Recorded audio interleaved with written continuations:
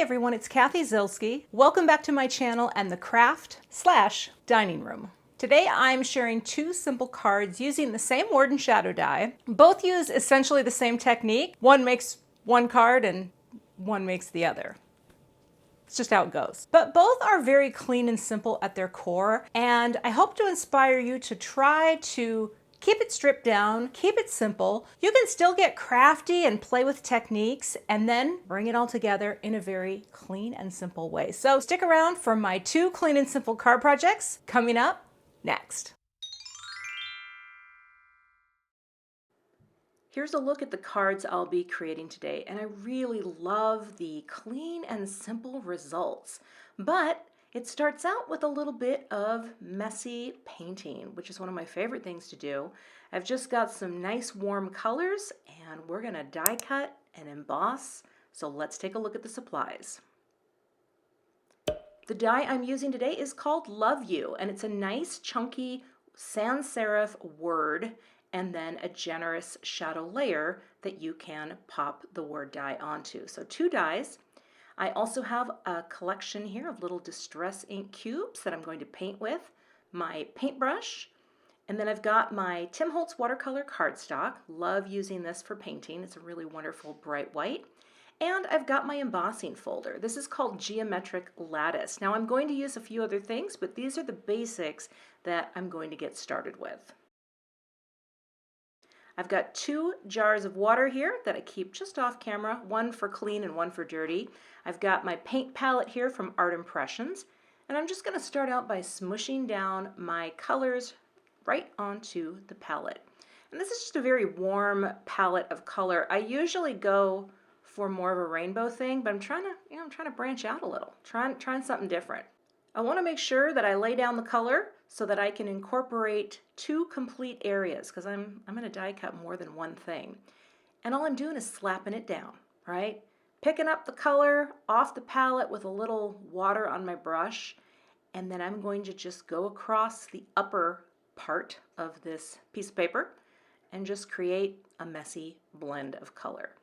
I love this style of painting because it's very forgiving. It's going to look a little different every time you do it, and you don't have to have any special skills.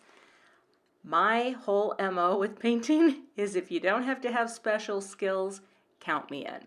So I'm laying down the color here, and as I put my red down, I realized that's the candied apple that I completely forgot about my spiced marmalade. So I'm going to squish that down as well and pop that kind of into the middle there, right? Just let it go. Just let it go. And for those of you who believe that I have something against purple, I do not. Bringing it in. Purple lovers, this is for you. I'm going to smush down a little more candied apple to connect those colors. And here's the beautiful thing with this. You can leave it as is, or I'm bringing in my little heat it tool, popping it down on one of my Positively Everything tools to keep my work surface safe. And I'm just going to facilitate the drying. I love the heat it tool just to kind of speed up a little drying here, right? Because it's more of a diffused heat. And now I'm going to come back in and pump up some of the colors. So coming back in with some picked raspberry to kind of get a little more variation in how this is looking. And that's it. You just kind of keep going until you think, yeah, that's it. I love it. And like I said, you can stop when you're happy or just keep coming back and pumping up the colors. It really is just by feel, and that's how I do these.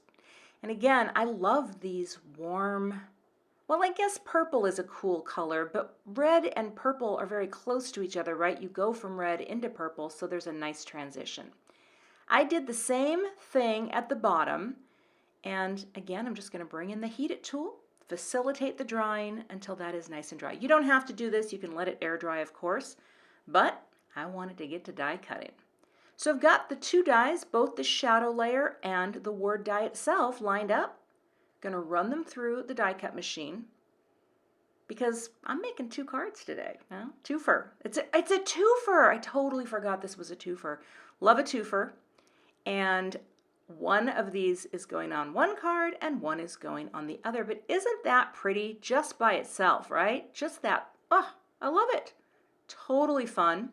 Now I'm going to go ahead and cut out some white layers. So I want a white shadow layer And then I'm going to cut out a handful of Love Yous, and this is Neenah Solar White Classic Crest in the 110 pound, because I want to build up some dimension both with a white Love You word, and I want to build up some dimension underneath the pretty colored one. So that's what we're going to do.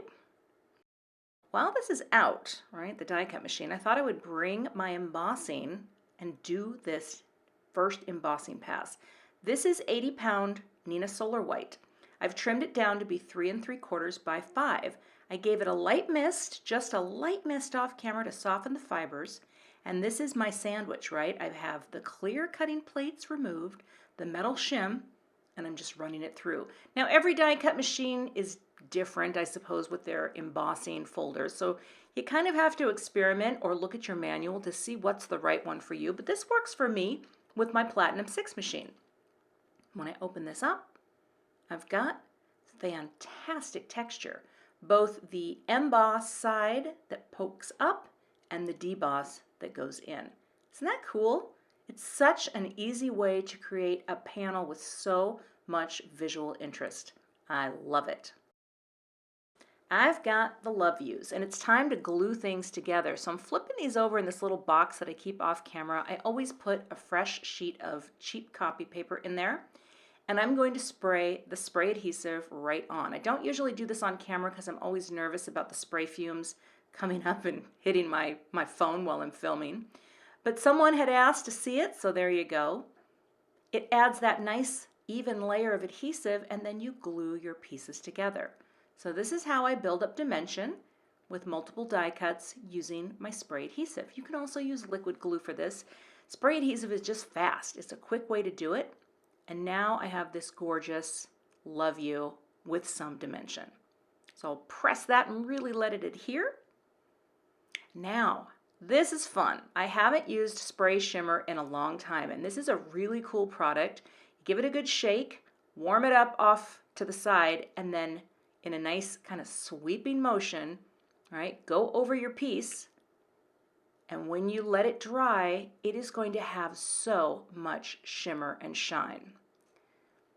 While that's drying, I'm going to go ahead and glue this Love You, which I've already stacked.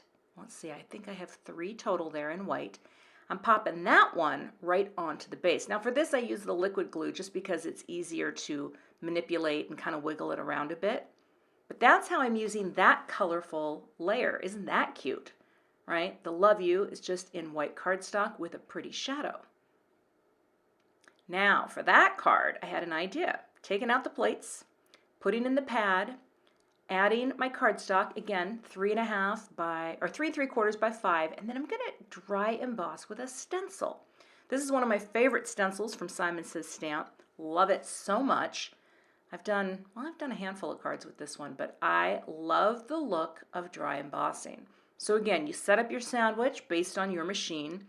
You can do this with any stencil, and wait until you see how cute this is for just a tone-on-tone way to add texture and interest and pattern to a single color of cardstock. I'm adding my liquid glue to the back of my shiny Love You. Position that on the white shadow layer, give it a press, let it adhere, and look at this. The light in here is barely catching how pretty it is, but the shine is just fantastic. I love how this greeting turned out. Now when it comes to card bases, here's why I like white. White is going to pop with whatever is your focal point. I brought in some colored cardstock and I thought, oh, it'd be nice to do this on pink. I should really mix it up. But as soon as I did that, for me, there was less impact. Now this is a personal choice, right? You have to do what feels good to you. And for me, a lot of the time, it is that white card base, which is so crisp and really lets the piece that you put all that work into really shine. So this will be scored at 4 1/4. This is going to be landscape orientation, right? Give that a nice press.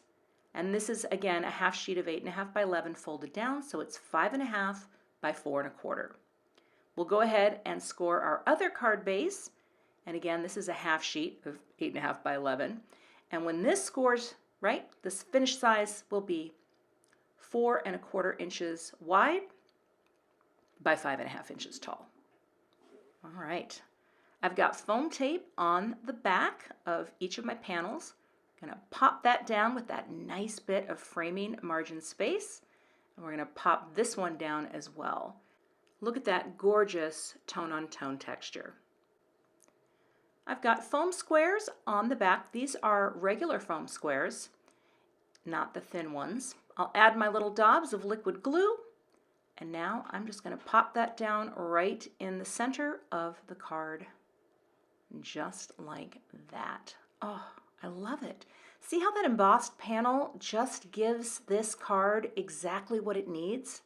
I'm going to press that down, put a brick on that, and let that adhere.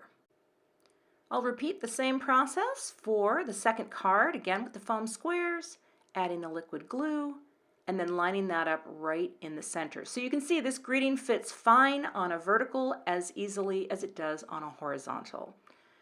So pressing that down, letting it adhere, and now it's time to add the finishing touches. But here's what I thought. This doesn't need anything. I love the shine on this, the minimal design, and that embossed panel. We're good to go. But I did think on the second card, why not add the shine? Boop. Because you know, it's not a video without the boop. Yeah, I think you know. But I thought, boop. I thought this was nice because there's less texture, and sometimes, boop, that little extra bit of shine is all you need. But it's very simple. Boop. And the final one, well, boop, there you go. And that is the second card. And that's just a nice bit of neutral shine to add with that subtle heart pattern. Oh, I love both of these cards so much. So I hope this inspires you to, take a die, do something like this. Get out stencils, do some dry embossing, and don't overthink it. It does not have to have a ton of stuff on to create a really strong impact. Thanks so much for watching today, and I will be back with another card video soon. You can find all the supplies linked in the description box below the video. Thanks so much for watching today. I would love to have you become a subscriber to my YouTube channel. And if you do subscribe, be sure to hit the gray bell below the video so that you don't miss the next time I post. Here are a couple other videos that you might be interested in watching. Thanks so much and have a great day.